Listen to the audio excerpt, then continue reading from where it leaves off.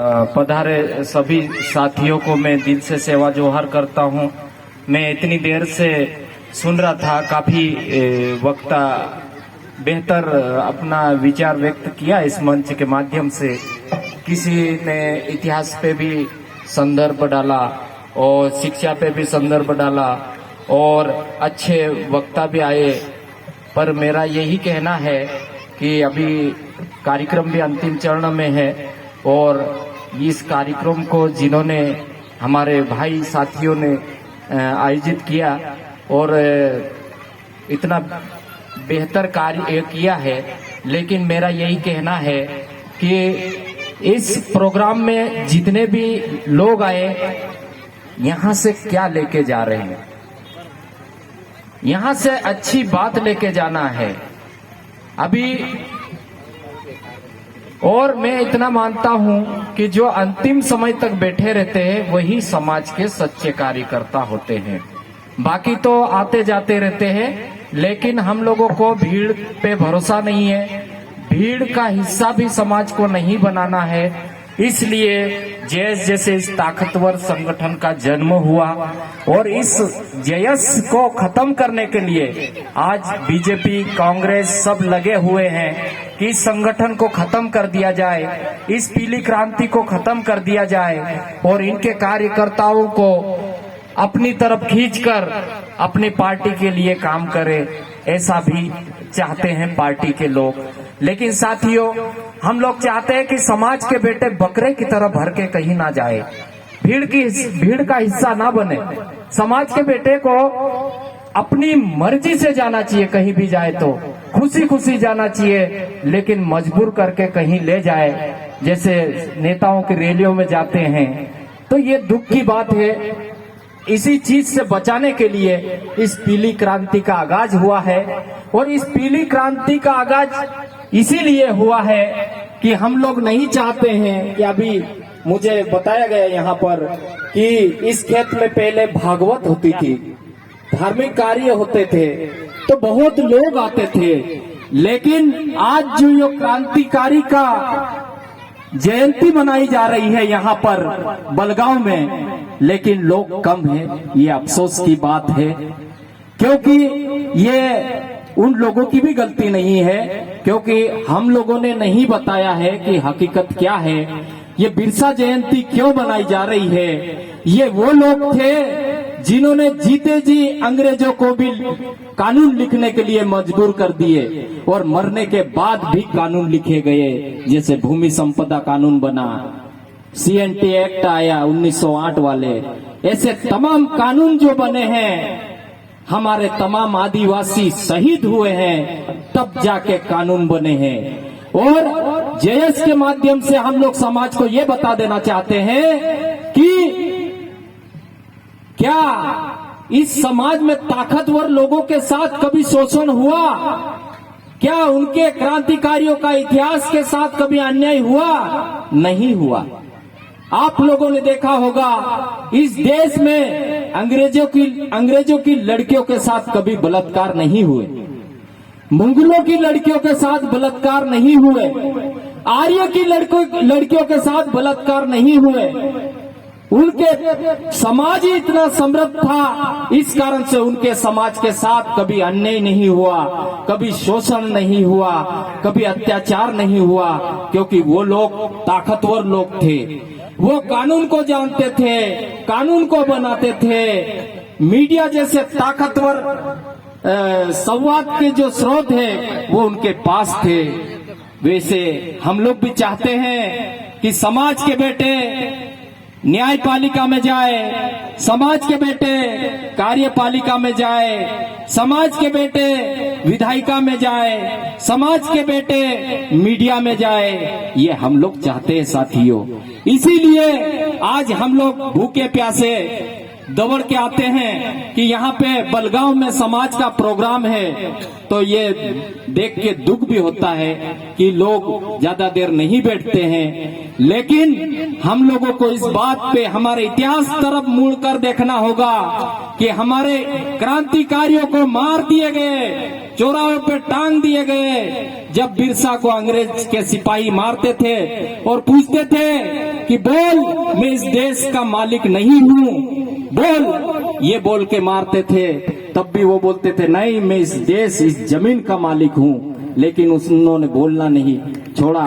आज हम भी इसी तरह क्रांतिकारियों और शहीदों के मार्गदर्शन और नक्शे कदम पे चल रहे हैं। आज हमारे साथ हम जॉब करते हैं। आज नितेश अलावाजी भाई यहाँ बैठे हैं, उनका ट्रांसफर कर दिया, उनको सस्पेंड कर दिया।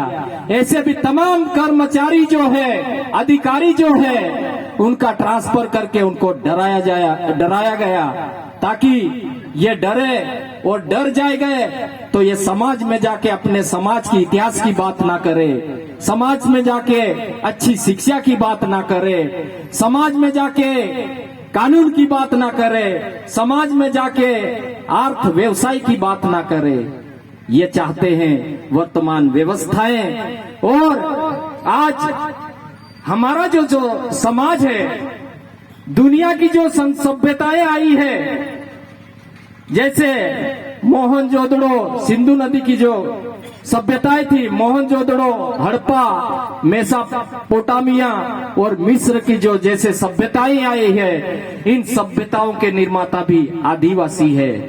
हमारे समाज के लोग जो है, आप लोग जानते होंगे, अभी जो बोल रहे थे कि यहाँ पे भागवत होती थी और तब यहाँ पे लोग बहुत सारे आते थे, लेकिन उन लोगों को ये मालूम होना चाहिए कि भागवत, रामायण, गीता, कुरान, बाइबिल ये बहुत बाद में लिखे गए। साथियों, हमारे समाज की संस्कृति हजारों साल पुरानी है। यहाँ पे धर्म नहीं था, देश की व्यवस्था नहीं थी, सभ्यताएं नहीं थी और भी तमाम चीजें नहीं था, सन नहीं था, ईसा पूर्व नहीं था, धर्म नहीं था, उससे भी पहले के ये देश के आदिवासियों की संस्कृति है। हमारे बुजुर्ग लोगों को जाके पूछते हैं कि उनको बताओ कि बाबा अपना धर्म क्या है, तो वो बोलेंगे कि बेटा हमको नहीं मालूम, अपने तो वहां पे पूजा करते तो इतने पत्ते डालते हैं, इतने पत्ते रखते हैं, ये है अपनी पूजा। अब हमारा समाज माँ को छोड़ के मौसी तरफ जा रहा है, बिखरा हुआ समाज है।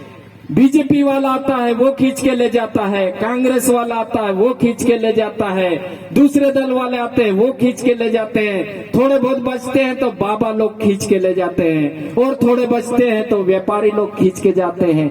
कहाँ कहाँ जाएगा ये समाज? बिखर के जैसे खेत में यूरिया खाद डालते हैं वैसा बिखर गया ये समाज। इस समाज की लड़ाई कौन लड़ेगा? इस समाज के अस्तित्व, अस्मिता और पहचान की लड़ाई कौन लड़ेगा?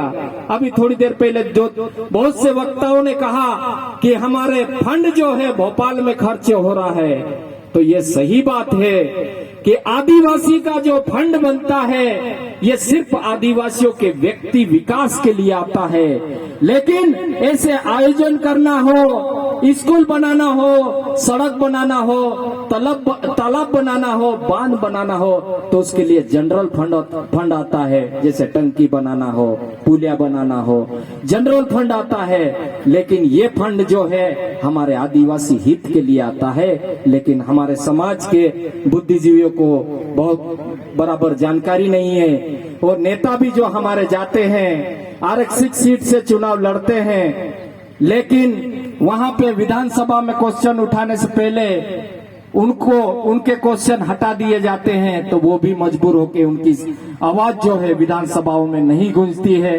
तो साथियों, आज समय बहुत कम है मेरे पास, इसलिए मैं कहना चाहता हूं कि साथियों, मुझे खुशी हुई कि जब हम 2013 में बड़वानी में पहला प्रोग्राम किए थे तो हम सोचते थे कि यार कार्यक्रम का संचालन कौन करेगा, वक्ता कौन बोलता, चलो यार वो वक्ता अच्छा बोलता है तो उनको बुलाते हैं। लेकिन आज की तारीख में मैं खुद अब आखिरी में मेरा नंबर लगा है, और मैं भी ये चाहता हूं कि मेरे समाज के बेटे बोले, मेरे समाज के बेटे लिखे और मेरे समाज के बेटे आगे तक नेतृत्व करे, ऐसा हम भी चाहते हैं। अभी भी मुझे दुख हो रहा है कि 2-4 वक्ता अभी भी नीचे रह गए हैं, मुझे दुख है। लेकिन साथियों, हमें मंच मिले या ना मिले उसकी कोई परवाह नहीं करना चाहिए, लेकिन इस मंच का उद्देश्य क्या होना चाहिए, इस मंच के माध्यम से क्या विचार जाना चाहिए, ये जरूरी है साथियों।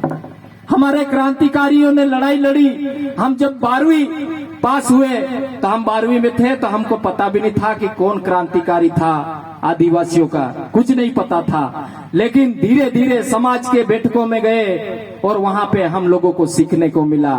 और अभी भी और कमी है। जिस दिन अभी जो भूतपूर्व रिटायरमेंट आईएएस साहब जो यहाँ पे आके बोल रहे थे, वैसे आने वाले दिनों में टॉप 10 लॉयर आके यहाँ बात करेंगे, टॉप 10 डॉक्टर आके बात करेंगे, टॉप 10 इंजीनियर आके यहाँ पे बात करेंगे, टॉप 10 मोस्ट लोग यहाँ पे आके बात करेंगे, तब जाके और भी समाज में बदलाव आएगा साथियों। अभी हमारे मीडिया में एक भी एडिटर नहीं है।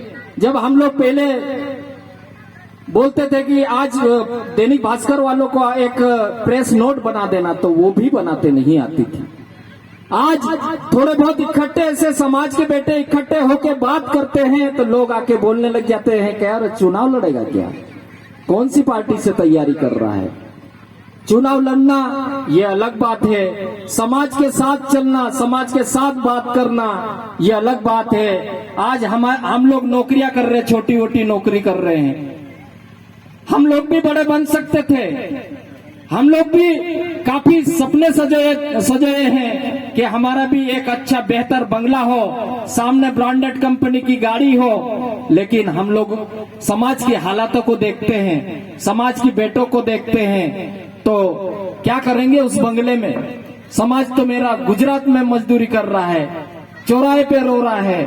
ये सारी चीजें सोच के आज हम छोटी सी नौकरी करते हैं, हमारे फोन ट्रैक होते हैं, आईबी, डीएसबी, एसबी, दुनिया भर के खुफिया एजेंसियां पीछे पड़ती है, फिर भी डंके की चोट पे अपनी बात रखते हैं। चाहे हमें सस्पेंड कर दो, चाहे हमें डिस्चार्ज कर दो, कोई फर्क नहीं पड़ता, क्योंकि हम इसी समाज के सर्टिफिकेट पे नौकरी कर रहे हैं और इसी समाज के जो आइडेंटिटी है उसे बनाए रखने के लिए ऐसी नौकरियां 1000 कुर्बान करेंगे हम लोग, लेकिन समाज के लिए बोलना नहीं छोड़ेंगे।